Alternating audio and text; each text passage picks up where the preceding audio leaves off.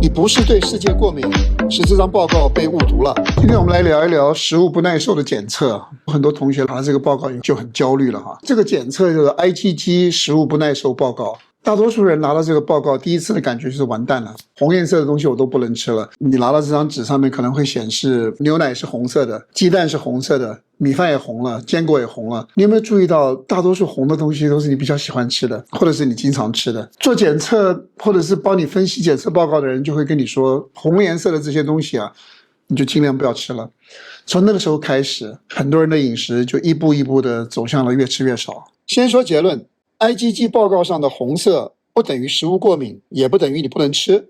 今天呢，我们来把这个 IgG 这个检测呢，把它放到它该有的地方去。我们一开始的时候，我们先解释一下 IgG 检测的究竟是什么。其实它不是检测你不能吃什么，它真正检测到的是你平时吃的最多的是什么。什么意思呢？你天天吃鸡蛋，你的身体呢就认得鸡蛋了，你的免疫系统就认识鸡蛋了。你天天喝牛奶，你的身体就认得牛奶了。打个比方来说，把免疫系统你把它想象成小区里面的保安亭啊。IgE 是什么？ IgE 在小区的保安亭就好像如果有小偷来了，警报器就响了，然后就很严重了。所以如果说你吃了真的过敏的食物的话，反应很大的，你身体会出现明显的反应的，那个是 IgE。所以它像是一个报警器啊。IgG 像什么呢？ IgG 有一点像保安亭里面人员进出的登记表啊。如果有一些人一天进出的频次很高的话，在那个登记表里面他们出现的频率就高。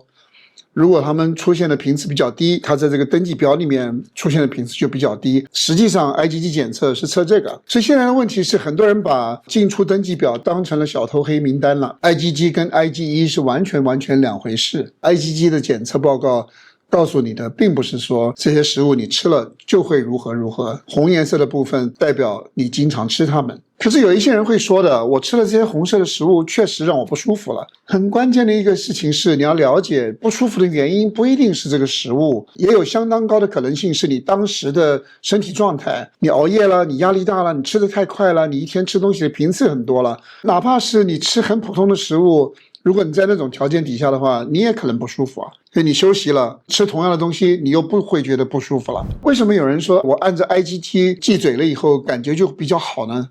这个是一个比较容易被误会的地方了。你要知道一件事情啊，一般人啊拿到这种红名单的，你们在改变饮食的时候，其实你同时做了几件事情的。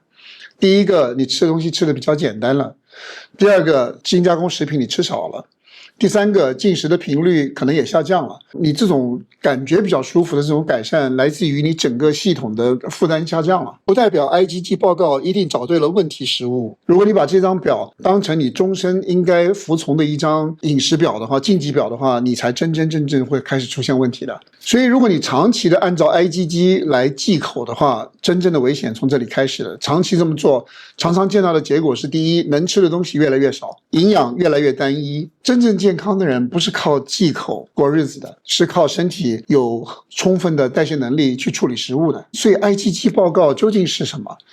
它最多就是拿来当做一个饮食记录参考，它不能够告诉你这一辈子什么东西都不能吃了，它不能够告诉你哪个食物吃了以后你会过敏，它不能够告诉你哪个食物对你来说有毒，都不行。所以呢，如果你拿了一份报告，上面红色的项目很多，你旁边一个人呢，他拿了一份报告，他上面红色的项目很少，是不是代表你的问题比较不好，他的问题比较简单？都不是。红颜色的项目没有好坏之分啊。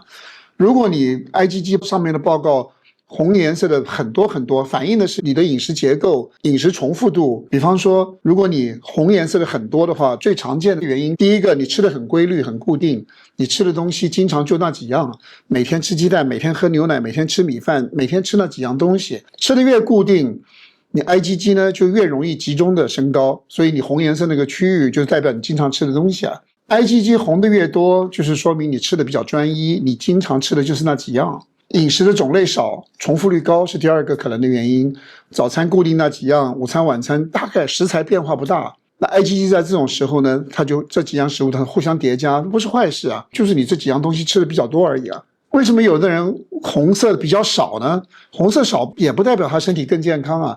他可能的原因有什么呢？第一个，他食物本身吃的很杂，什么都吃一点，重复度比较低，所以 IgG 就分散了，看起来不红啊。第二个呢，每一个人的免疫反应强度不一样的，所以它留下来的痕迹多跟少也不同。所以 IgG 红的多不代表你问题更严重。IgG 红的少也不代表你就更健康的，它根本就不是一个好坏的排序表的。所以其实真正值得你关注的，从来不是食物不耐受检测报告啊，真正你拉回来看这几件重点啊。第一个，你吃完东西以后的真实感受，你有没有马上觉得不舒服，还是第二天才觉得怪怪的？第二，反应稳不稳定，是不是重复？如果你每一次都这样，还是说状态好的情况下没问题，状态不好的情况下你会觉得不舒服？第三个，有一些东西你有怀疑的话，你把它停掉，停个几天以后，你看看身体能不能够恢复，它跟量也有关系，跟你身体的状态也有关系。